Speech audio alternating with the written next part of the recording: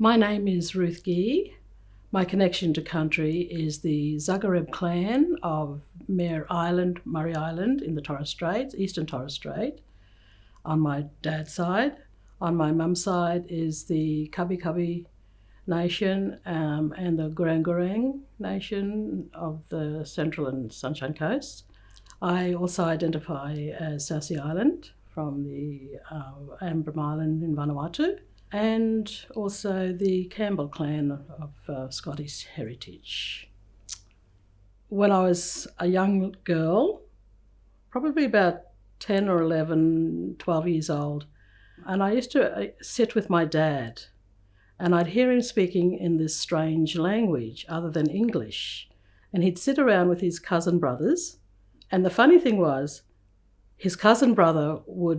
one of his cousin brothers would answer him back in the same language, and the other cousin brother would answer him back in the Queen's language, Queen's English.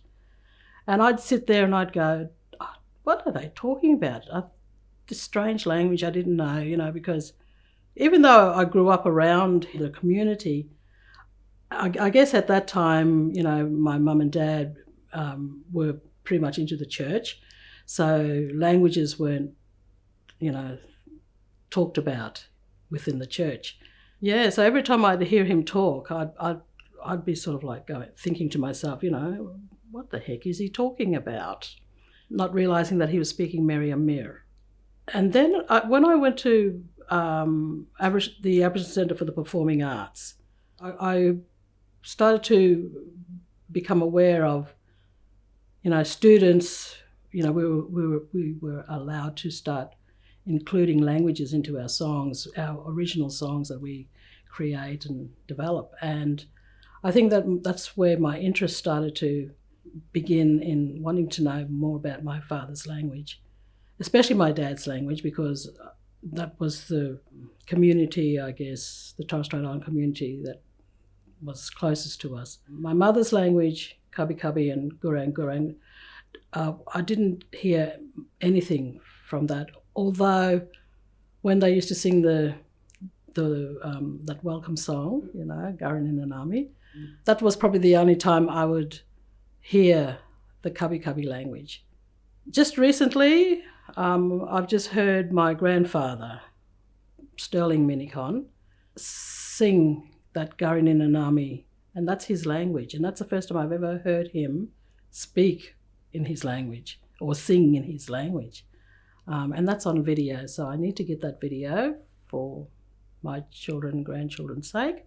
Going back to my dad's language, Merriam Mir, when we started to write our original songs, I wanted to put at least some of those words, Merriam Mir, into my songs when I was starting to compose and songwrite. And my first song that I wrote with the word Debeneur, which means either beautiful woman or strong woman. And I wrote a song about a beautiful woman and the strength of a woman. And that was the only bit of language that I put in there.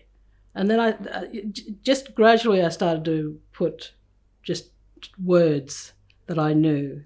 Although, like at home, Dad would talk to us, like especially when he got angry, or annoyed at us, his language would come out, so, we'd hear, dudum, come here quickly, or we'd hear tabarbakwali, which is, that's bad, you're being a bad child. And I've continued that on in my household today, By the time I'd finished ACPA, the Aboriginal Centre for the Performing Arts, I had songs that had just different languages in there, like scattered words.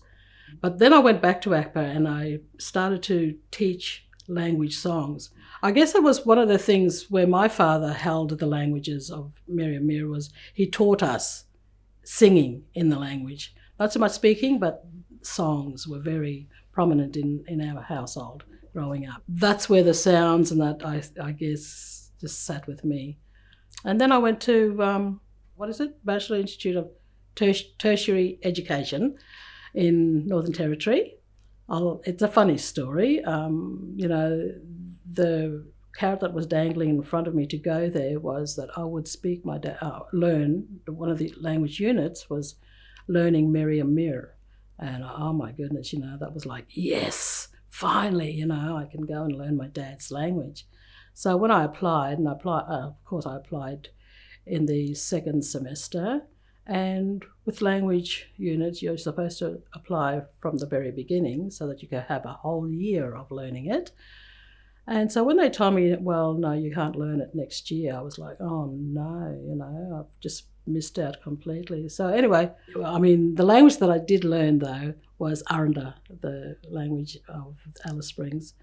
That was good. That was a great experience to actually get my tongue around language, the sounds of the language, the pronunciations and vowel sounds and all those kind of things. But in doing the Aranda language, we still had to refer back to our own language, which was, for me, Merriam-Mir. And yeah, that really helped a lot because there was a couple of elders from the Eastern Islands, Torres Strait Islands, in my unit too. So I relied on them a lot to just help me with words. And I ended up making a little storybook, I suppose, the bilingual English with the Merriam-Mir translation. They helped me with the translation. And I've turned that little book into a song too now. So let me correct myself there. It was a song first, turned into a book, back into a song with the whole song in Merriam-Mir. So that was a big journey for me, which was just recently. For me, I really believe as a performer, as a songwriter, as an artist, a performing artist, it's my responsibility to keep languages going, reviving it, maintaining it and preserving it. And that's the code, for language workers today. And for me, I think music and song is the best way to learn language. It's the easiest way to learn language and to hear the sounds of that language. I've been a choir director or a choir, I don't know what I call myself sometimes, an unconventional choir director for over 15 years. And my specialty is, choirs singing in language, and especially the Merriam-Mir language, because my father's language now is starting to become extinct, so which is a shame. And for me, the only way that I can preserve it is through song and singing. So my mother's language, Kabi Kabi, and grandmother's language, Gurang Gurang, I have not had much to do with that, and I'd love to get more involved in reviving that.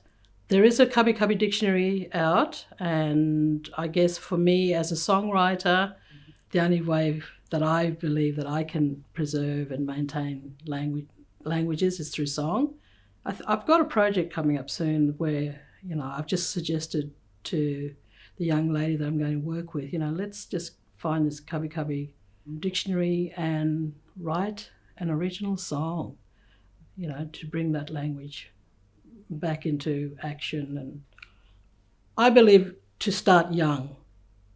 If you want to keep those languages going, you need to start teaching your babies and speaking to them then, because then they just soak it all in. They say up until you're about 17, 18, you retain those languages.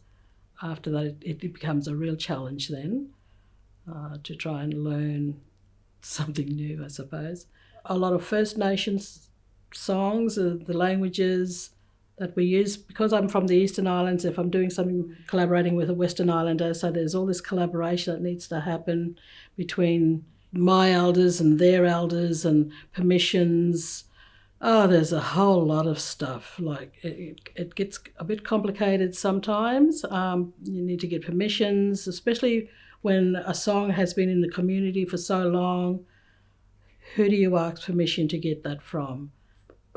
For me, I've just gone straight to my elders, and they're the ones that direct me towards the right sources or give me the right names, the correct names, which is funny because I've just recently, the Straight from the Straight musical, that's been a learning curve for me with a lot of those challenges.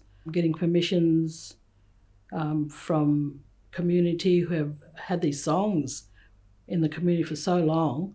Who do you find? How do you find those composers?